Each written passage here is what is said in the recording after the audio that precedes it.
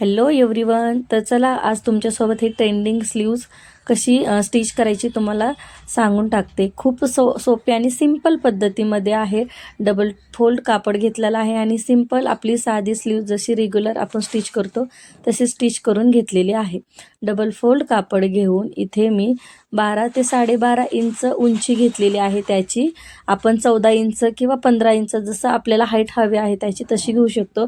एका साईडने 4 इंच आणि एका साईडने 8 इंच आणि इथे मधोमध कट दिलेला आहे. ज्या ठिकाणी 8 इंच घेतलेली आहे त्या ठिकाणी आपण इथं एक फोल्ड करून टीप टाकून घ्यायची आहे, कारण त्या साईडने आपण त्याला लटकनवाली जी लेस आहे ती अटॅच करणार आहोत.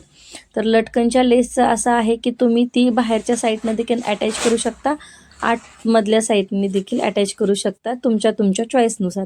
तर इथे मी आतमधल्या साईडने अटॅच करते कारण मला फक्त त्याचे क्रिस्टल जे आहेत ते ब्लाऊजला माझ्या मॅच होतात, त्यामुळे मला फक्त त्याचे क्रिस्टल दिसू द्यायचे होते. खूप सुंदर आणि सोबर लुक येतो. त्यानंतर एका साईडने आपण सावकाशमध्ये हळूहळू प्लेट्स टाकून घ्यायच्या आहेत. अर्धा इंचावरती मी ह्या छोट्या छोट्या अशा प्लेट्स टाकून घेतलेल्या आहेत आणि सेम दुसऱ्या साईडने देखील तशाच प्लेट्स टाकून घ्यायच्या आहेत. तर लक्षात ठेवायचं की क्रिस्टलची जी लेस आहे ती आपली 80 सेंटीमीटर खूप होते, ह्याला 1 मीटर अजिबात लागत नाही. तर एक्स्ट्राची काढून ठेवली मी साईडला आणि इकडल्या साईडनं देखील सेम प्रोसेस की छोट्या छोट्या अर्धा इंचावरती प्लेट्स टाकून घ्यायच्या आहेत.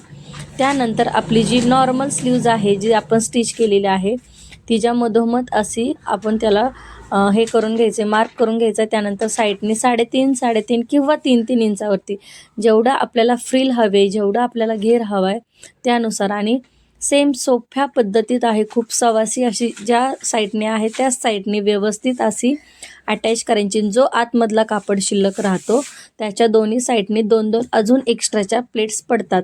ते सावकाशमध्ये दोन्ही साईडने इकडल्या आणि इकडल्या 2-2 अजून एक्स्ट्राच्या प्लेट्स टाकून छान असं स्टिच करून घ्यायचे आणि बस अशाच प्रकारे खूप सुंदर. कशी वाटली स्लीव्ज नक्की सांगा.